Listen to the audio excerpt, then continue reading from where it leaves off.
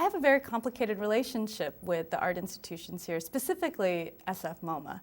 Having grown up here and actually having made many pilgrimages here as a student to see the artwork, I as a young artist had to create my own sort of entry into how I wanted to relate to these sort of, icons of contemporary art.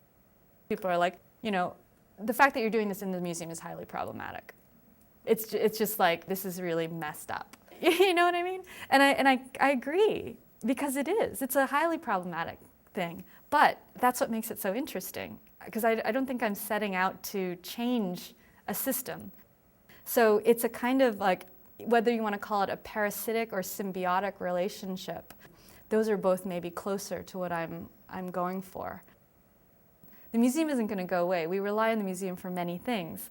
I'm not trying to take down capitalism. I'm using a capitalist logic to, activate another type of artistic production. I don't pretend to give any answers to, is it problematic to have a store embedded directly in a museum?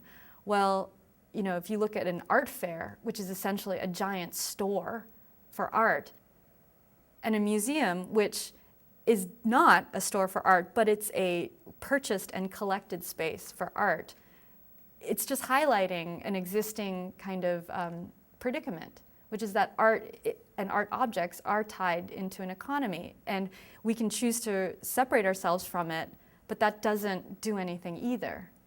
So what happens when it's just laid out for you to deal with?